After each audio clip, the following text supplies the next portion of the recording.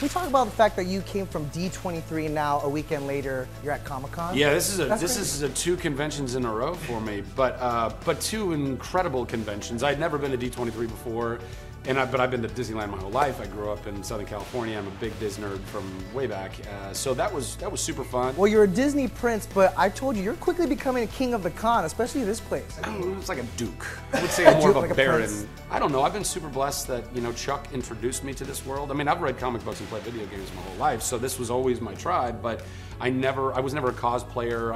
I'm not really a big collector, so going to conventions wasn't really my draw. But then, as Hollywood is wont to do, it then slowly takes over everything. And so now Hollywood is everywhere, and then Chuck got to be down here, and then Heroes and Thor, and and then doing Nerd HQ, obviously my baby, for 6 years has definitely given us, I don't know, like a really cool place in this community, and I'm really grateful for that. Even though we're not doing it this year, but I am hosting Sci-Fi's coverage of Comic-Con, which is super fun. Well, that, and you're genuinely a fan. Like, what do you geek out the most, especially this year at Comic-Con? I don't know. I mean, the fans, really. I think exclusives and reveals and all that stuff is super cool. But no, man, I'm in the business of bringing joy. I hope that so much of what this is all even about is that we're bringing joy to these people who are the patrons of the arts, who are the consumers, who we only get to do any of this because they either say, I like you, or I like what you do, or I'm going to buy a ticket to your movie, or I'm going to watch your TV show. So that's my business. Like, I just want to make people happy. I mean, you've been a part of and are part of a lot of projects that have these huge fandoms. And of course, after years of playing Chuck, now you're playing the bad guy in the Psych movie. Yeah, I mean, that's super fun. Hey, was it fun for you? Oh my God, it was so much fun. Yeah. I mean, James, so the whole kind of path was, I met Dulé years ago through like NBC stuff. And we just got along, and very kindred spirits, and loved a good dance party. And then, so we kind of stayed in touch, and then he was doing Psych, and then I started doing Nerd HQ, and then he was gracious enough to kind of rally his troops at Psych, like James and Steve, to come and do panels at HQ, and then I became friends with all of them, and they're just awesome, just an awesome group of people, super talented. And then they were trying to write me into the show before it actually got canceled or ended. There's a musical episode. I couldn't do that. I was doing Thor: The Dark World in London, and so then they came back to me. James, I think in like I don't know, like February or March, and he hits me up and says, "Hey, are you free end of May, beginning of June?" And I was like, "For you, my friend, anything."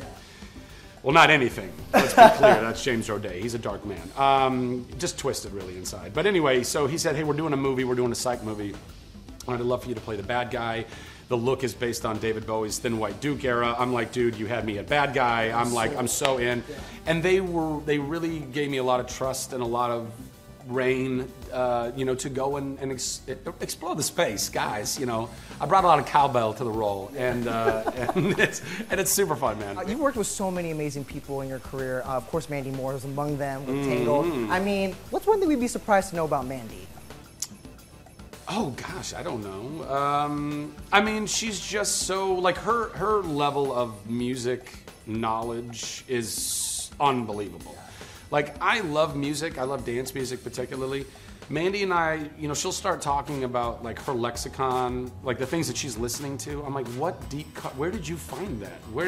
She's found all the Django Reinhardts of our generation, and I don't know how you do that. He was hard enough to find back when. And so she's always talking to me about music that I should be listening to, but I'm not. Other than that, I don't know.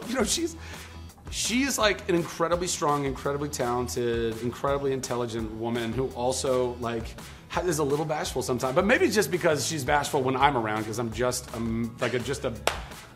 like a bull in a china shop. I'm just kicking things around and being loud. Balance each other out a little bit. Sure, yeah. Are you watching her on This Is Us? I've watched, so here's the thing, I got up to like episode 4 and then life took over. So I know there's a lot of crazy stuff that happens. It's all very emotional. I don't want the spoilers. I'll catch up on it.